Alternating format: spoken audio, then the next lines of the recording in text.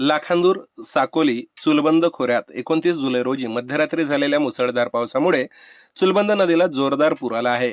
या पुराच्या पाण्यामुळे लाखांदूर तालुक्यातील दांडेगाव ते मांडळ मार्गावरील पुलावरून पाणी वाहत असून या मार्गावरील दळणवळण अत्यंत धोकादायक बनले आहे.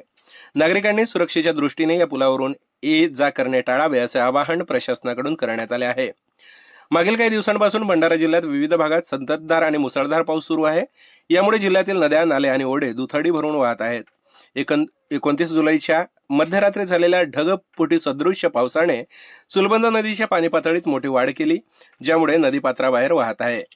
पुलावरून पाणी वाहत असताना कोणत्याही परिस्थितीत वाहन किंवा पायी प्रवास करू नये. नागरिकांनी विनाकारण पूरग्रस्त भागात जाणे टाळावे.